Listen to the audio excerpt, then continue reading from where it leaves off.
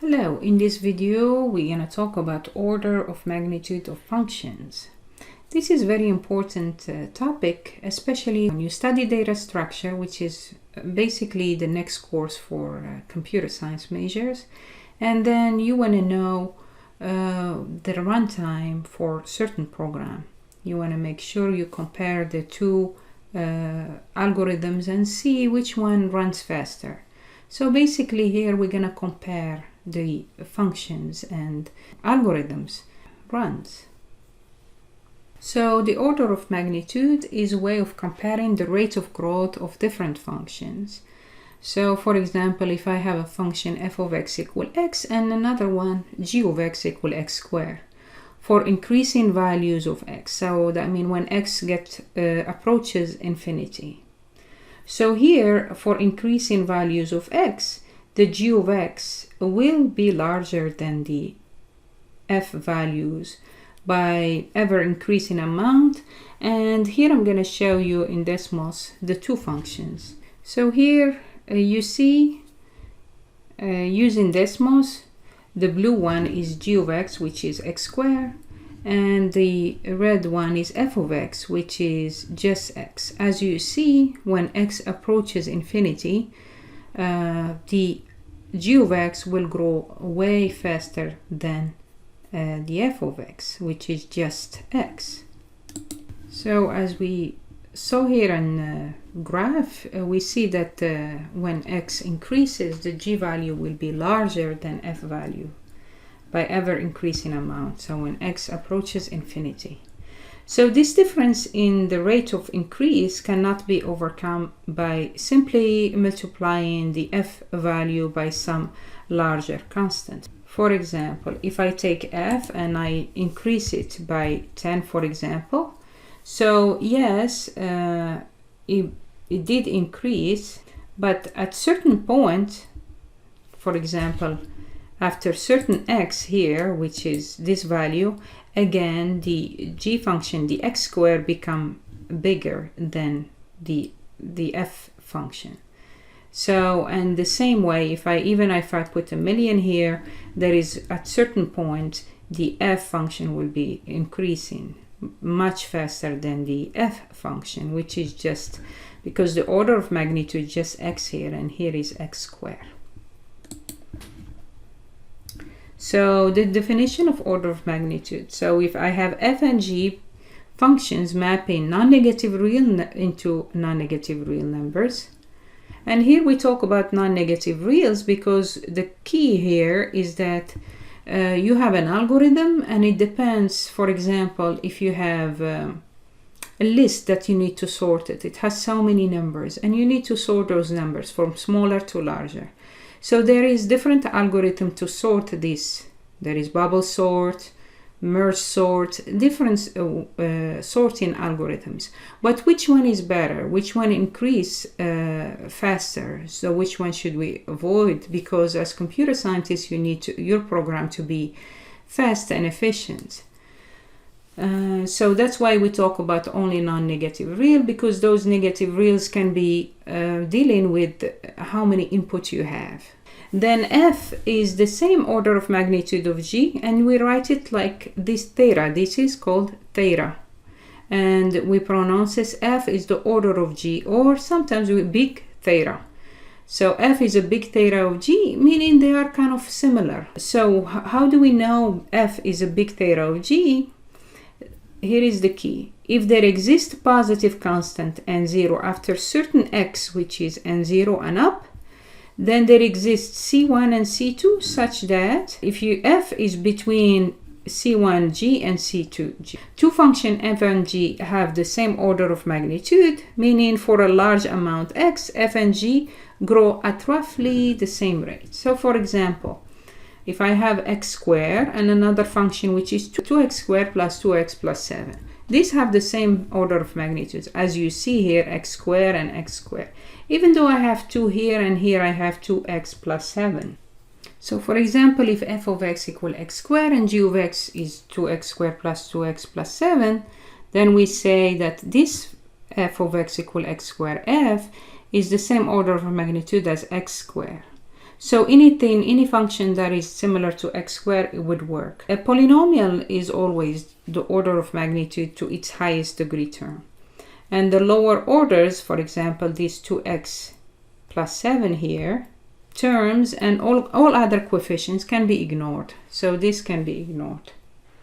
So if I follow the definition, I want to know that at certain points n0 after certain x, this f, the function x squared, will become between two functions, is bounded between two functions. So here I took, so right here we see, here is the function f of x in red. So as you see, this function f of x in red is bounded between, so if I move it this way, and even if I zoom in and zoom out, so after certain point, where is that point? We said we could say after that point when x is 3, so anything above 3, f of x can be bounded between a quarter g of x and 2g of x. So just like it says in the definition, they have the same order of magnitude if there exists c1 and c2. So c1 can be quarter and c2 can be 2. That will make f between c1g and c2g. So for x greater than 3, we would say that 0.25 g of x or 1 over 4 g of x is less than f of x, which is also less than 2 g of x. Because this is the definition. Once, if there exists positive n0, which in my case was 3, and this one was a quarter, and this was 2. And as soon as you find this, therefore, f and g will have the same order of magnitude. So order of magnitude is important in analysis of algorithm, as I said before. In analyzing an algorithm, we identify the important operation the algorithm performs. So usually the number of times such operation must be done in executing the algorithm will depend on the size of the input. So for example, you're going to sort a list, so it depends how big is that list. Searching for sorting a list of n elements will require work as n increases. So the more you have in this list, the more work must be done. So rather than compute the exact function for the amount of work done, it is easier and often just as useful to just settle for order of magnitude information. So here is where we have. Let's see this example so you could understand this concept better, why we care about this. To appreciate the effect of order of magnitude in evaluating algorithms, suppose we have 3 algorithms. We have A, B, A prime, and A to the second. Or we could call them A, B, C, whatever. Do the same job, but they differ in order of magnitude. So this is an algorithm that it takes n time.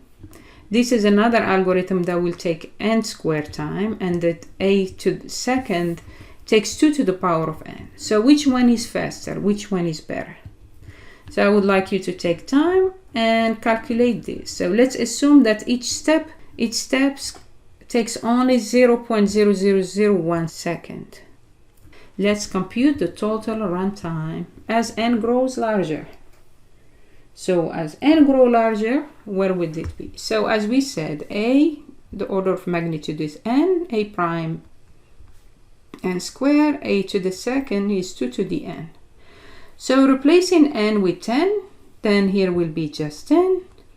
So when n is 10, for each n takes 0.001.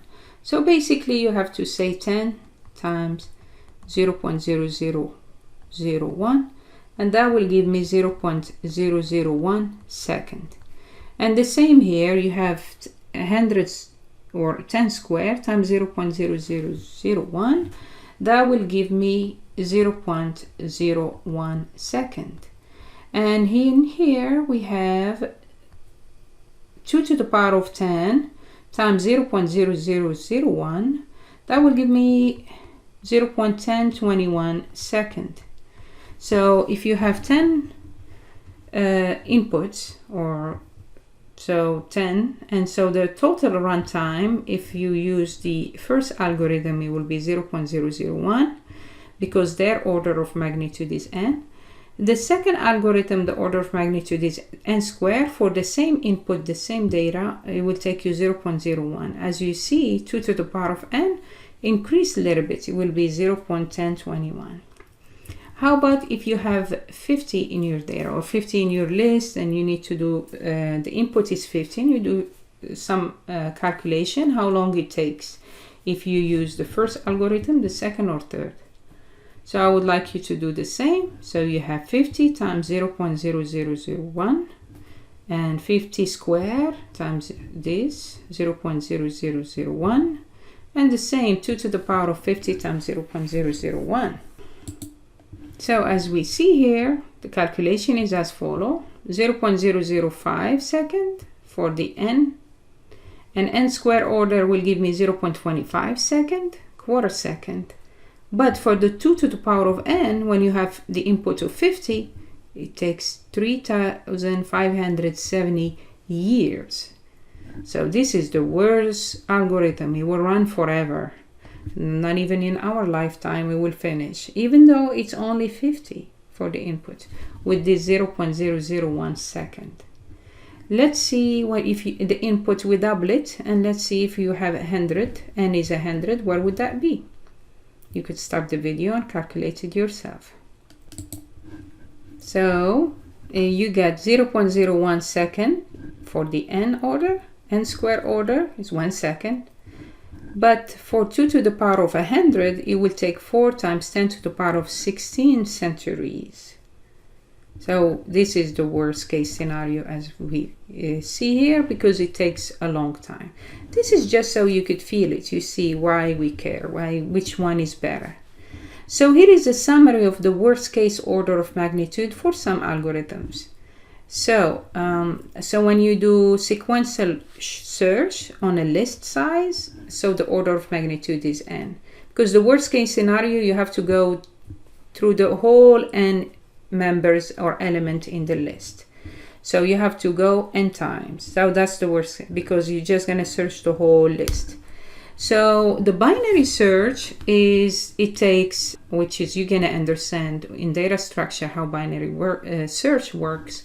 It will take log n, pattern of length m by n, so it will take mn. You multiply both of them. You search the first list times the second list. Evaluation of polynomial of degree n, it will take n.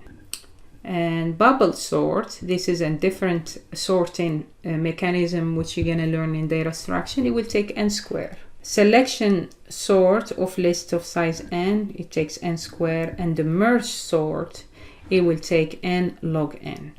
But so if you're gonna sort a list, so which one of these three is better? You're gonna go with not the worst of these three, because you're sorting. If you're searching in the list, which one is better? So this is what you'll be doing in data structure. You'll understand how the search or the sort works. It depends on what algorithm, and then which one is better. So to show you which one is better, here we go. So here, as n increases, so here I have n factorial, that's the worst, 2 to the n, n squared, n log n, this is log base 2. This is n, which is the diagonal line, radical n, log base 2 of n, and then 1. So if you're doing the sorting, so you have n squared and n log n, which one is better? So n log n is better, because n squared takes away for the same input, like for the input of 5. As you see, the orange one takes less time than the red one, which is the n squared. So for comparison of sorting, merge sort is better than bubble sort or selection sort. So this is the key of this order of magnitude. So in the next video, I will go over not only big theta, we're going to compare and talk about the letter O and the big O as well. I hope this is helpful.